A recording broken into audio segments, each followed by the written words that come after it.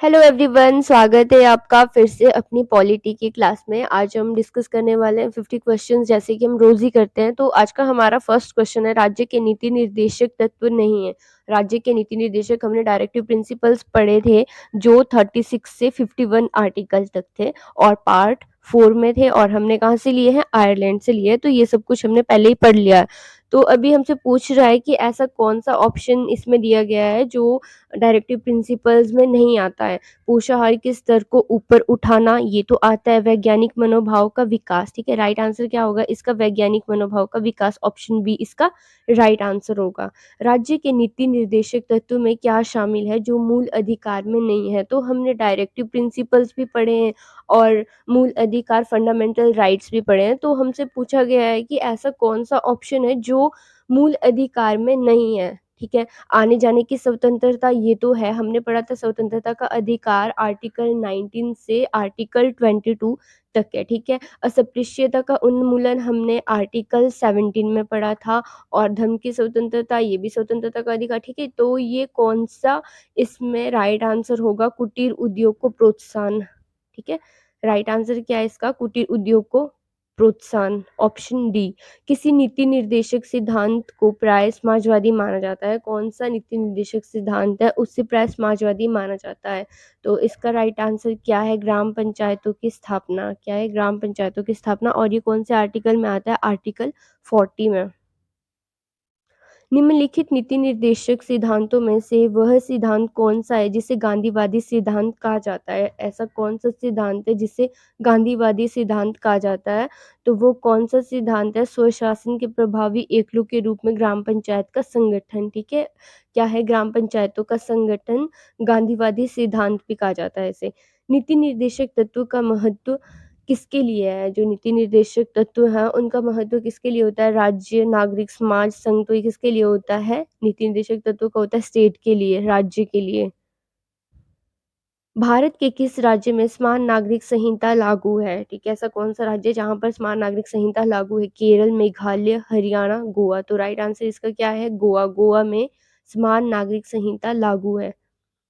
राज्य के नीति निर्देशक सिद्धांतों के अनुसार किस आयु तक के बच्चों को निःशुल्क एवं अनिवार्य शिक्षा देने की आशा की जाती है? ठीक है, हम पढ़ते हैं कि 6 से 14 वर्ष, ठीक है, 6 से 14 वर्ष तक के बच्चों को निःशुल्क और अनिवार्य शिक्षा देने का प्रावधान है।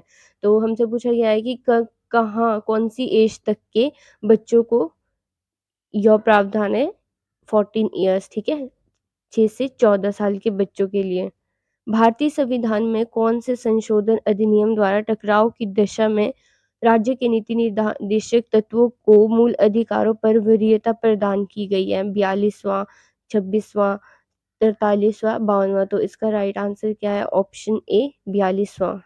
भारतीय संविधान के अंतर्गत कल्याणकारी राज्य की अवधारणा निम्नलिखित में से किस अनुच्छेद में वर्णित है? ऐसा कौन सा आर्टिकल है जिसके अंडर कल्याणकारी राज्य की अवधारणा बताई गई है? वो कौन सा आर्टिकल है? आर्टिकल 38।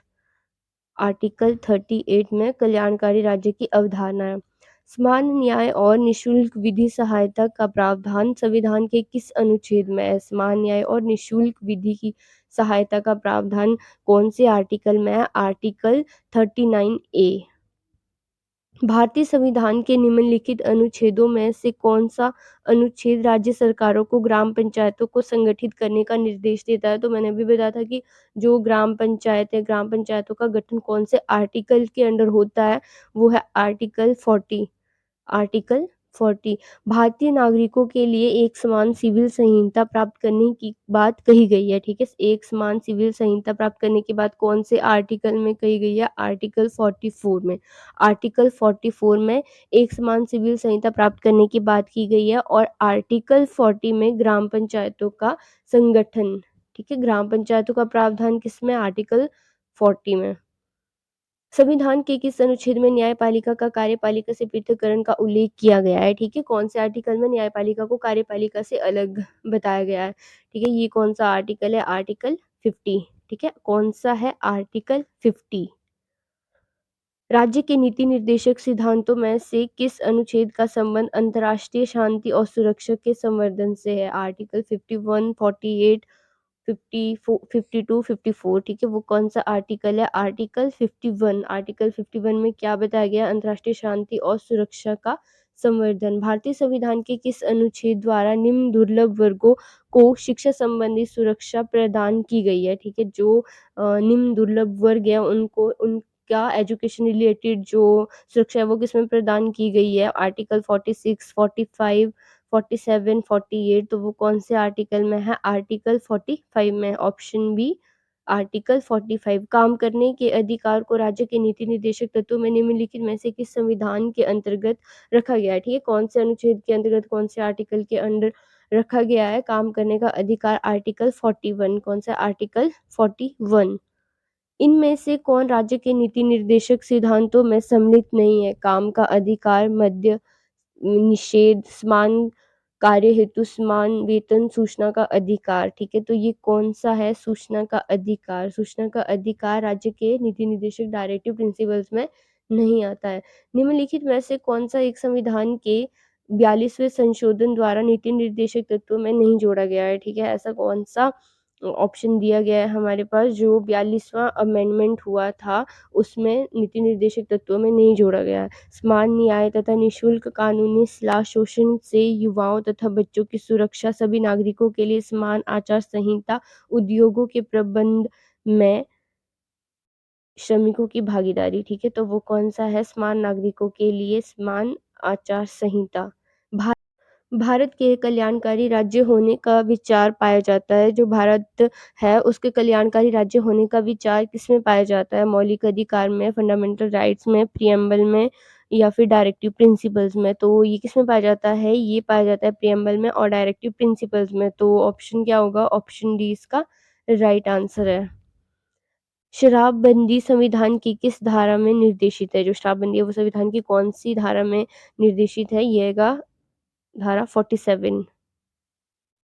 मूलभूत संविधान में कौन से भाग में राज्य लोक कल्याण की संकल्पना सम्मिलित की गई है? तो ये मतलब एक ही क्वेश्चन बार-बार आ रहा है, चाहे जैसे मर्ज़ी पूछिए आंसर तो वही होगा। क्या है? राज्य लोक कल्याण की संकल्पना किसमें दी गई है? डायरेक्टिव प्रिंसिपल्स में, राज्य के नीति निर्देशक तत्व में। भारत की संघीय व्यवस्थापिका को किस नाम से जाना जाता है? जो भारत की संघीय व्यवस्थापिका है उसको किस नाम से जाना जाता है? उसे जाना जाता है पार्लियामेंट। किसके नाम से? संसद के नाम से जाना जाता है। भारतीय संसद के कितने सदन हैं? भारतीय संसद के कितने सदन हैं? भारतीय संसद के 2 सदन हैं। ठीक है, कौन-कौन से? एक लोकसभा है और दूसरा राज्यसभा है। जो लोकसभा है उसे लोअर हाउस कहा जाता है और जो राज्यसभा है, राज्यसभा को अपर हाउस कहा जाता है। और अगर हम संविधान की अगर हम संसद की बात करें कि संसद के कितने पार्ट्स होते हैं, पार्ट्स इसमें 3 है और सदन इसमें 2 है। कौन से? लोकसभा, राज्यसभा, ठीक है? 2 सदन है और अगर हम इसके पार्ट्स की बात करें तो इसमें एक लोकसभा, दूसरा राज्यसभा और तीसरा राष्ट्रपति। संसद के किस सदन को प्रतिनिधि सभा भी कहा जाता है? संसद का ऐसा कौन-सा सदन है? संसद के 2 ही सदन है, लोकसभा और राज्यसभा। उसमें से कौन-सा ऐसा सदन है जिसे प्रतिनिधि सदन कहा जाता है? राज्यसभा, लोकसभा, उपयुक्त दोनों इनमें से कोई नहीं, ठीक है? तो ये किसे कहा जाता है? ये लोकसभा को कहा जाता है। लोकसभा को क्या कहा जाता है? प्रतिनिधि सभा भी कहा जाता है और साथ में इसे लोकप्रिय सदन भी कहा जाता है और साथ ही इसे कहा जाता है लोअर हाउस। संसद का लोकप्रिय सदन है, तो मैंने अभी बताया कि संसद का लोकप्रिय सदन कौन-सा है? लोकसभा। लोकसभा को संसद का लोकप्रिय सदन माना जाता है और साथ में इसे प्रतिनिधि सदन भी कहा जाता है। संसद का स्थायी सदन है, ठीक है? संसद का स्थायी सदन मतलब कि जिसका विघटन नहीं किया जा सकता है, वो कौन-सा सदन है? वो है राज्यसभा। राज्यसभा को राष्ट्रपति लोकसभा का विघटन कर सकता है, लेकिन राज्यसभा जो है वो स्थायी सदन है। इसमें क्या होता है कि जितने भी मेंबर्स हमारे पास टोटल होते हैं टोटल मेंबर्स कितने होते हैं राज्यसभा में? 245 ठीक है? 245 उसमें से 2 साल बाद हर 2 साल बाद क्या होता है 1/3 सदस्य का को रिटायर किया जाता है, ठीक है? तो इसलिए ये कभी भी इसका विघटन नहीं होता, ये क्या है? एक परमानेंट हाउस है। भारतीय संसद बनती है, जो भारतीय संसद है वो कैसे बनती है? राज्यसभा और लोकसभा के द्वारा, केवल लोकसभा द्वारा, लोकसभा एवं राष्ट्रपति के द्वारा, लोकसभा, राज्यसभा और राष्ट्रपति के द्वारा। तो मैंने भी बताया था आपको कि जो हमारी संसद है, पार्लियामेंट है, उसके कितने पार्ट्स हैं? उसके टोटल 3 पार्ट्स हैं। कौन-कौन से? लोकसभा, राज्यसभा और एक राष्ट्रपति, प्रेज़िडेंट। निम्नलिखित में से कौन-सा एक प्रावधान भारतीय संविधान के अंतर्गत संसद के सदस्यों के विशेषाधिकार तथा उन्मुक्तियों को निर्धारित करता है? तो ये कौन-सा आर्टिकल है? ये है आर्टिकल 105। 105 आर्टिकल में क्या प्रावधान है कि भारतीय संविधान के अंतर्गत संसद के सदस्यों के विशेषाधिकार तथा उन्मुक्तियों को निर्धारित किया गया है। निम्नलिखित में से कौन-सा सदन अन्य भाग नहीं है? जो मतलब ऐसा कौन-सा ऑप्शन है हमारे पास जो संसद का पार्ट नहीं है? संसद के 3 पार्ट है, एक लोकसभा, एक राज्यसभा और एक राष्ट्रपति। तो इसमें क्या है? उपराष्ट्रपति दिया गया है, वाइस प्रेज़िडेंट जो है वो संसद का भाग नहीं होता है, बल्कि जो उपराष्ट्रपति होता है, कौन वाइस प्रेज़िडेंट होता है, वो राज्यसभा का पदेन सभापति होता है। भारतीय संविधान में कहा गया है कि भारत की संसद के 3 अंग होते हैं। इनमें से एक अंग है लोकसभा, दूसरा अंग है राज्यसभा और तीसरा अंग कौन-सा है? एक लोकसभा है, दूसरा राज्यसभा है और तीसरा कौन-सा है? तीसरा राष्ट्रपति। ऑप्शन सी राइट होगा। भा भारतीय संसद के कितने अंग हैं? तो ठीक है, मैंने आपको बताया था कि पार्लियामेंट के कितने अंग हैं? 3। कौन-कौन से? लोकसभा, राज्यसभा और प्रेज़िडेंट। भारतीय संविधान के किस अनुच्छेद में कहा गया है कि संघ के लिए एक संसद होगी जो राष्ट्रपति और 2 सदनों से मिलकर बनेगी? हाँ, ठीक है, ये बात हमें पता है। तो ये कौन से आर्टिकल में बताया गया है? ये बताया गया आर्टिकल 79 में। आर्टिकल 79 में क्या बोला गया है कि संघ के लिए एक संसद होगी और जो जिसमें राष्ट्रपति होगा और 2 सदन होंगे और वो सदन कौन से होंगे? एक लोकसभा और दूसरा राज्यसभा। निम्नलिखित कथनों में कौन असत्य है? ठीक है, हमारे पास यहाँ पर 4 ऑप्शन दिए गए हैं, हमें देखना है कि इसमें से कौन-सा रॉन्ग ऑप्शन है। राज्यसभा को संसद का द्वितीय सदन कहा जाता है, बिल्कुल सही बात है कि हाँ, जो राज्यसभा है उसे सेकंड हाउस कहा जाता है। लोकसभा को संसद का प्रथम सदन कहा जाता है, ये बात भी बिल्कुल सही है कि जो लोकसभा है उसे फर्स्ट हाउस कहा जाता है। सेकंड थर्ड है हमारे पास राज्यसभा एक अस्थायी सदन है, ठीक है? जो राज्यसभा है क्या वो एक अस्थायी सदन है? जी नहीं, बिल्कुल नहीं। राज्यसभा क्या है? राज्यसभा तो एक स्थायी सदन है, कभी इसका भी गठन नहीं किया जा सकता है। ऑप्शन सी क्या हो जाएगा फिर राइट? अगर हम ऑप्शन डी देखें तो देखो लोकसभा संसद का लोकप्रिय सदन है। हाँ, ये तो मैंने आपको पहले ही बताया था कि जो लोकसभा है वो संसद का लोकप्रिय सदन है। निम्नलिखित कथनों में कौन सही है? अब हमें राइट ऑप्शन देखना है। राज्यसभा संसद का उच्च सदन है। हाँ, बिल्कुल सही है। जो राज्यसभा है वो संसद का उच्च सदन है। अपर हाउस कौन-सा है? राज्यसभा। लोअर हाउस कौन-सा है? लोकसभा। और जो लोकसभा है वो भारतीय जनता की प्रतिनिधि सभा है, ये बात भी बिल्कुल सही है। राज्यसभा राज्यों का प्रतिनिधित्व करता है, ये बात भी बिल्कुल सही है। तो इसका राइट आंसर क्या हो जाएगा? उपरोक्त सभी। ठीक है, ऑप्शन डी। संसद का निम्न सदन एवं उच्च सदन क्रमशः है, ठीक है? जो संसद का लोअर हाउस है और अपर हाउस है वो कौन-सा है? हमें पता है जो लोअर हाउस है वो कौन-सा है? लोकसभा और अपर हाउस कौन-सा है? राज्यसभा। तो इसका राइट आंसर क्या हो जाएगा? लोकसभा और राज्यसभा, ऑप्शन ए। लोकसभा निम्न सदन है और राज्यसभा जो है वो उच्च सदन है। संसद को भंग करने के लिए कौन सक्षम है? ठीक है, संसद को भंग करने के लिए कौन सक्षम है? मतलब कि जो संसद है, पार्लियामेंट है, उसे कौन भंग कर सकता है? ये राइट्स किसके पास है? राष्ट्रपति के पास। किसके पास है? राष्ट्रपति के पास। भारतीय संसद की संप्रभुता प्रतिबंधित है। जो भारतीय संसद है उसकी संप्रभुता किसमें निहित है? वो है न्यायिक समीक्षा से। ठीक है, क्या है? न्यायिक समीक्षा से। राइट आंसर क्या है इसका? Option A. संसद के कितने सत्र होते हैं? मानसून सत्र होता है संसद का? जी हाँ, बिल्कुल होता है। बजट सत्र? हाँ। शीतकालीन सत्र? हाँ। तो ऑप्शन क्या हो जाएगा? ऑप्शन डी इसका राइट आंसर होगा। संसद के 2 क्रमिक अधिवेशनों के बीच अधिकतम कितने समयांतराल की अनुमति है? ठीक है, ये क्वेश्चन मैंने आपको पहले भी बताया था कि जैसे संसद के अधिवेशन होने हैं ठीक है, जैसे फर्स्ट अधिवेशन हो गया और इधर दूसरा अधिवेशन चला है, ठीक है? इन दोनों के बीच जो है वो कितने टाइम का गैप होगा, ठीक है? ज़्यादा से ज़्यादा इनके बीच में 6 मंथ का, ठीक है? 6 मंथ्स का गैप होना चाहिए, इससे ज़्यादा गैप नहीं होना चाहिए, ठीक है? तो इसमें पूछा गया है कि बीच अधिकतम कितने समयांतराल की अनुमति है, ठीक है? तो ये कितने की है? 6 मंथ्स की, क्या है? 6 माह। भारतीय संसद के दोनों सदनों की संयुक्त बैठक किस संबंध में होती है? ठीक है, भारतीय जो संसद है उसकी दोनों सदनों की संयुक्त बैठक होती है। ये कौन से आर्टिकल में होती है? ये होती है 108 में, ठीक है। 108 जो आर्टिकल है वो किससे रिलेटेड है? संयुक्त बैठक से, ठीक है। सदन की दोनों सदनों की संयुक्त बैठक से। तो ये जो संयुक्त बैठक है वो होती किस बारे में है, मतलब कि किससे रिलेटेड है? वित्त विधेयक, संविधान संशोधन विधेयक, साधारण विधेयक, भारत के उपराष्ट्रपति का निर्वाचन। तो ये किससे रिलेटेड है? साधारण विधेयक से रिलेटेड है, ठीक है। किससे है? साधारण विधेयक से रिलेटेड है।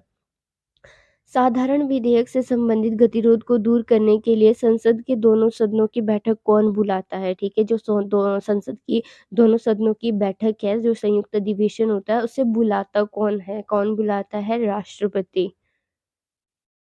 लोकसभा एवं राज्यसभा की संयुक्त बैठक कब होती है? तो ये कब होती है?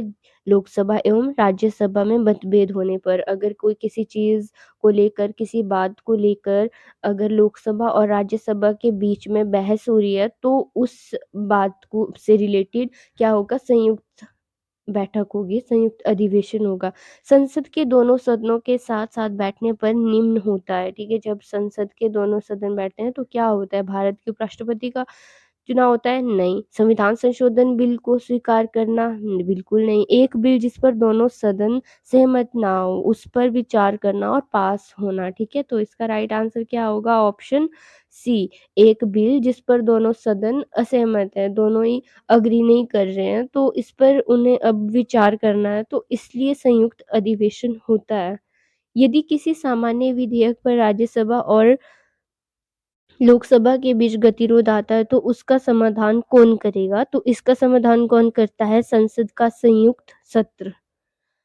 स्वतंत्र भारत के संसदीय इतिहास में अभी तक कितनी बार संयुक्त अधिवेशन बुलाई गई है? तो ये बुलाई गई है 3 बार। अब तक कितनी बार बुलाई गई है? 3 बार। क्या राष्ट्रपति या उपराष्ट्रपति कभी संयुक्त अधिवेशन की अध्यक्षता करते हैं? जो संयुक्त अधिवेशन होता है उसकी अध्यक्षता कौन करता है? मतलब क्वेश्चन ये है, क्या उसकी अध्यक्षता कभी राष्ट्रपति या फिर उपराष्ट्रपति करता है? नहीं, बिल्कुल भी नहीं। जो संयुक्त अधिवेशन होता है उसकी अध्यक्षता कौन करता है? जो लोकसभा का स्पीकर होता है, लोकसभा अध्यक्ष, ठीक है? जो राष्ट्रपति है, उपराष्ट्रपति है, ये कभी भी इसकी अध्यक्षता नहीं करते हैं। संसद के दोनों सदनों के संयुक्त अधिवेशन की अध्यक्षता कौन करता है? तो मैंने अभी बताया कि इसकी अध्यक्षता कौन करता है? लोकसभा अध्यक्ष करता है। संसद के संयुक्त बैठक को कौन संबोधित करता है? जो संसद की संयुक्त बैठक होती है उसे कौन संबोधित करता है? उसे संबोधित करने का काम करता है राष्ट्रपति और उसकी अध्यक्षता करता है लोकसभा स्पीकर। संविधान संशोधन प्रस्ताव के संबंध में दोनों सदनों में मतभेद होने की स्थिति में क्या होता है? ठीक है, राज्यसभा की इच्छा अनुसार पारित होता है? नहीं। लोकसभा की इच्छा अनुसार पारित होगा? नहीं। संयुक्त अधिवेशन में फैसला होगा? नहीं। प्रस्ताव गिर जाएगा? बिल्कुल, क्या होगा? प्रस्ताव गिर जाएगा। अगर दोनों सदनों में मतभेद हो रहा है तो उसमें क्या हो जाएगा? उस स्थिति में प्रस्ताव गिर जाता है। संसद की कार्यवाही सूची में प्रथम विषय है, ठीक है? जो संसद की कार्यवाही सूची में कौन-सा विषय प्रथम होता है? तो ये होता है प्रश्नकाल, ठीक है? कौन-सा? प्रश्नकाल। सो गाइज़, ये थी आज की वीडियो। होप कि आपको वीडियो पसंद आई हो। वीडियो पसंद आई हो तो शेयर करें, वीडियो लाइक करें। Thank you.